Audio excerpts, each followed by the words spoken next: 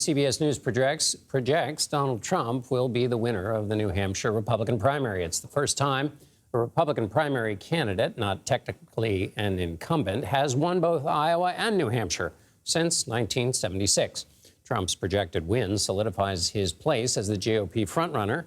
He's projected to be awarded at least 12 delegates. As a consolation prize, Nikki Haley will get at least 9.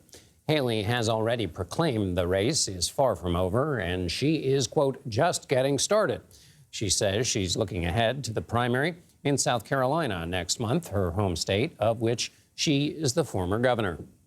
Team coverage from New Hampshire. We have CBS News Chief Washington Correspondent Major Garrett, Chief Election and Campaign Correspondent Robert Costa, Senior White House and Political Correspondent Ed O'Keefe, and Political Correspondent Caitlin Huey-Burns. Thank you all for sticking with us. Ed, I'm starting with you. We've heard from the candidates. We don't have full results, but what is the story of the night? As if you were back in your newspaper writing days, what's the lead? Trump wins New Hampshire, but it ain't over yet, despite what he wanted. Nikki Haley vowing to soldier on tonight, believing that she has a mandate, given the results that show moderates and a certain percentage of Republicans believe that somebody has to keep challenging the former president. But notably, the former president tonight in his brief remarks here that actually had more to do with who else was on stage than what he had to say, signaled that he's coming for her, saying, quote, I don't get angry, I get even. And just moments ago here in the hall, among his supporters and surrogates, the former New York City Mayor Rudy Giuliani telling a bunch of us reporters that she's ruining her career in Republican politics by continuing on. He finds it notable that every other contender who's dropped out in recent weeks not only goes on to endorse Donald Trump, but then to attack Nikki Haley, saying they don't like her. She's not going to do well in South Carolina. And what he predicts is that her Republican Party career may be over. We'll see. 5 weeks is a long time, and that's how much time now sits between this contest in South Carolina. While the former president's going to win tonight, John, I think it's important to remind people, as we have been in our coverage leading up to tonight, far more independent, moderate voters showing up, and there were warning signs for Trump as they prepare for that general election. This is a state he tried to win in 2016 and 2020. He couldn't do it, losing narrowly each time. Inside the exit poll data, there are concerns, for example, bigger concerns about what a legal, what if he's convicted? Would he be fit to serve? A bigger percentage of people here said no. So he leaves here with a win. This will continue on, but there are reminders of that fragile coalition he's trying to hold together and why it is he may still struggle to win states like this come November. Caitlin Huey-Burns, you've been in New Hampshire for the last more than a week and plenty of times before that. Ambassador Haley is talking about or trying to suggest that this New Hampshire electorate that put her in second place in a two-man race is more like the general election electorate. What did you hear during the time that you were there, and what have you heard since the results have been coming in about Haley's performance and about whether it was support for Nikki Haley or concerns about Donald Trump that she is now the ambassador stoking in her quasi-victory speech in a race that she came in second in? Yeah, John, we have been on the ground here for over a week, and as you can tell, I'm repeating close here, so that shows you how long we've been reporting here. But you make a couple of really important points, and what we saw on the ground over the past week was, really borne out in the exit polls. Namely, I've been talking about this enthusiasm gap that Nikki Haley had been challenging Nikki Haley heading into tonight. In the exit polling, 80% of Trump supporters said that they were voting in support of him, while just 30% of Haley voters saying that their vote was in support of her, and actually a majority of those voters saying that they either were voting for her with reservations or because they wanted to defeat Donald Trump. Now, that aligns with nearly every voter that I spoke to that was supporting or inclined to support Nikki Haley. Part of that was part of her argument for a general election campaign, but that does not win you Republican primaries. and that is something that Trump's rivals have acknowledged as well. And so a lot of the voters that I've been talking to supporting Haley have said to me, when I ask who would you support in a Trump-Biden matchup, many of them would either say Biden or they couldn't support either of them. Very few voters I spoke to said that they would support Trump if he were the nominee, if they were supporting Haley. So that is something that she is signaling heading into South Carolina. But remember, South Carolina is an uphill climb for Haley. The last time she was on the ballot there was 2014. That was 2 years before Donald Trump was elected and changed the Republican Party. And he's leading by a wider margin in South Carolina than he was even here. Major Garrett, what do you make of Haley's remarks before the results came in, basically just not that long after the polls closed, what they signal about her possible campaign, and then the response from the former president, who you know better than anyone, and what that does to the dynamic of the race right now? So 2 things, John. First of all, Nikki Haley came out early and framed this on her terms, knowing she would come in second, putting the best face on that second and trying to answer the question immediately. Are you rattled by these results, or do you find something that you will try to spin into not only more momentum and a reason to stay in this race, and secondly, a rhetoric that makes that staying in the race not only rational to you, but to those who are attracted to your cause? And she was sharper than she has been in this campaign about her differences with the former president, talking about senior moments and competency tests. Oh, we'll skip a competency test just to bait me in South Carolina, trying to bait Trump into something that she knows would be more advantageous to her than to him, a debate in South Carolina. And also referring to generalized chaos, not just driven by former President Trump, by implication Republicans in Congress. And also, John, and this might be the biggest rhetorical leap she tried to make, she's not the establishment candidate, because the establishment, the political class, is endorsing former President Trump. That may be a reach, but it's something she's going to try to take to voters in South Carolina and elsewhere to say she's the true or the truer outsider. That's also part of her pitch tonight. I thought it was interesting the former president didn't seem really loaded for bear, either to have prepared remarks about ignoring Nikki Haley and talking only about President Biden, essentially declaring this is the beginning of the general election campaign, and sort of blaming Nikki Haley for doing something that he, I know, personally deeply admires, finding a brand and pumping it up. That's what Nikki Haley did tonight, entitled to do that. His remarks seemed not only kind of wayward, but he was handing the microphone off to others like he didn't have a direct and powerful answer. I'm sure he'll have components of that in South Carolina, but tonight he had a chance and he didn't seem to have it. Bob Costa, what do you sense, and what does your reporting tell you about the kind of phone calls that Ambassador Haley is likely to be getting? There's been some public endorsements of the former president since the results started coming in. What's your sense of the pressure that she will be under to get out of this race or not, well, let's just stop there, just to get out of the race? John, great to be with you. She's under pressure to get out of the race, but she also has nothing to lose at this point. Yes, a big loss in South Carolina could hurt her down the line should she decide to run for president in 2028, but that's all hypotheticals in the future. In presidential politics, it's all about the now. She's in this race. She said it tonight. This race is far from over. This is the first in the nation, not the last in the nation. She's trying to get the former president to engage her in a debate in South Carolina.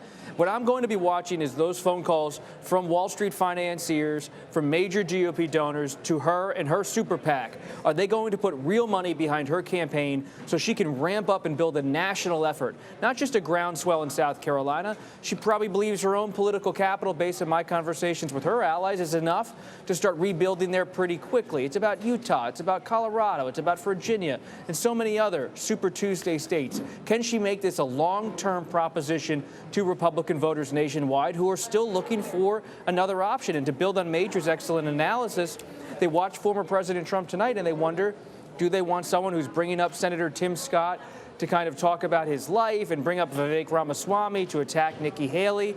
If you're voting for Trump, you're getting a certain kind of Trump political product. And Haley's saying to traditional Republican voters, I'm more in your lane, just give me a shot, give me your dollar.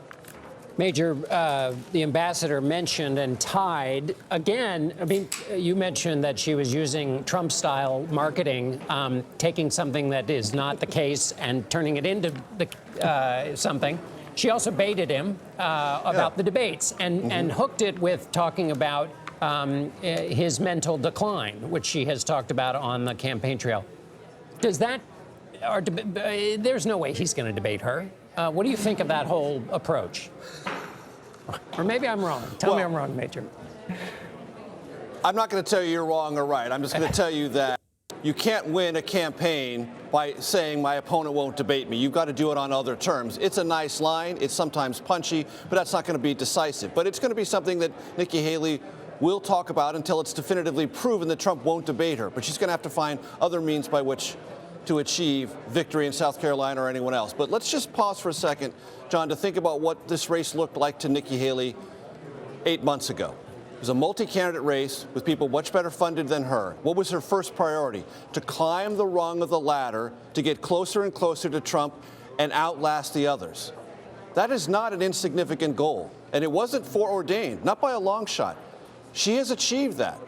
And I remember well the 2016 campaign when Republicans who were not in the Trump orbit and were somewhat unnerved, to put it mildly, about a Trump nomination, kept thinking, what do we have to do to get this a one-on-one race?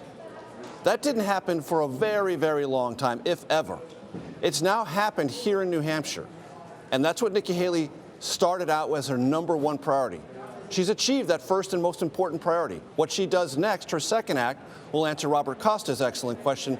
What is your next maneuver? What is your next answer now that you've got the thing you've most wanted?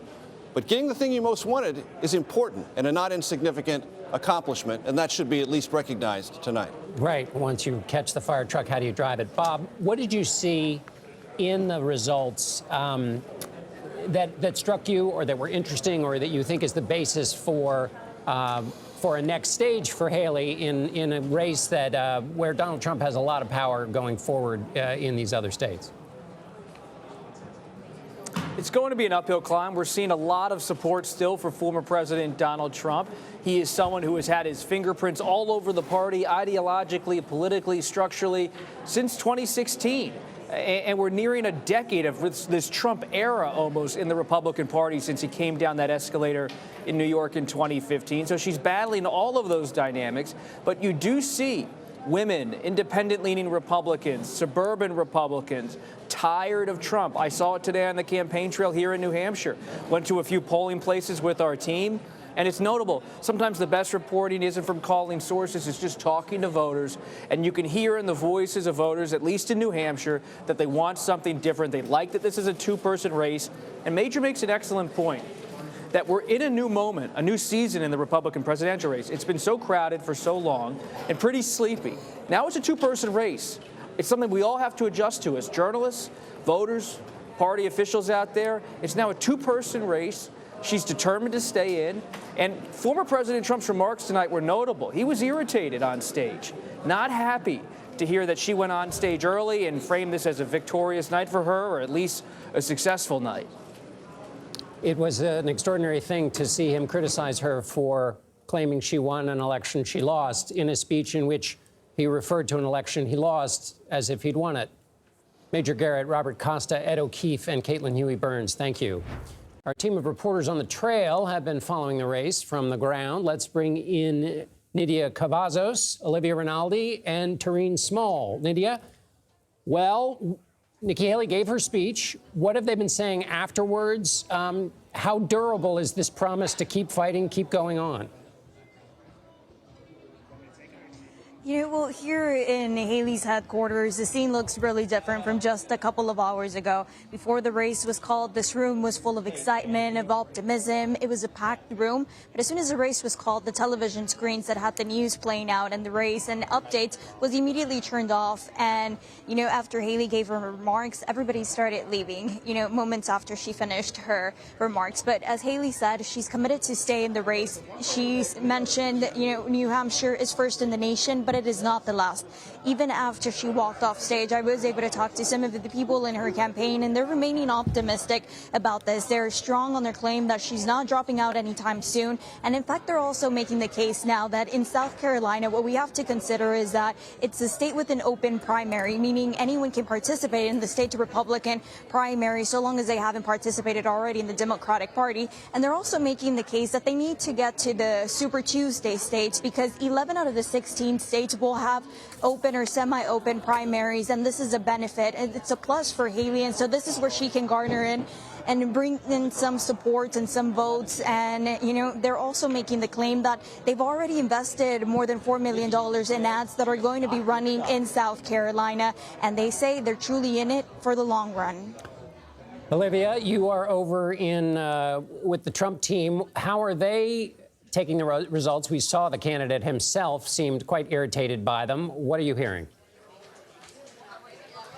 Yeah, John, you did see Trump looking quite angry tonight that Nikki Haley is staying in the race. When he brought up Tim Scott, he said, "You must hate her." And for anyone who knows Tim Scott, that's just not something that's really in his nature, something that he would really bite on. So I found that notable. From the Trump campaign, they told me earlier today when I spoke with a senior advisor that if Haley stays in the race, they're going to make this painful for her. That's what they said, painful, meaning they're going to attack her day in, day out, constantly. And we saw a little bit of that up here in New Hampshire, them attacking her for her positions on taxes, on Social Security, things of that sort. But I expect that in the coming weeks, as she maintains her position in this race and she continues to stay in this race, that the Trump campaign will be hitting her every day, all day, wherever they can, just to try to make sure she does not get any of that momentum that she is seeking to make this an actually competitive race.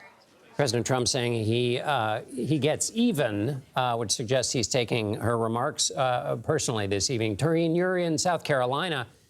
Nikki Haley has presented her return to South Carolina as if she will be greeted with huzzas and people lining the street to welcome her. What exactly have you found the sentiment to be in the Palmetto State for Nikki Haley as she returns there after New Hampshire? Yeah, I don't think it'll be a hero's welcome, but she is certainly looking to get competitive in her home state. Like she said on the stage, she's going home to do most of her campaigning. She already has an event announced for tomorrow evening in North Charleston. I talked to Republican Party leadership in the state, and they believe that, you know, this could be the end of the road for her. They called it a brick wall or the graveyard for a campaign that isn't Donald Trump because he is wildly popular. And like Olivia mentioned there, the Trump campaign's MO is to make sure it's painful the next month or so for her. Nothing would be more painful than a loss in her home state. She's often touted how she's won 2 statewide races here. This could be her first loss, and it will be a crushing defeat if that happens. Taurean Small, thank you. Nidia Cavazos and Olivia Rinaldi, thank you both as well.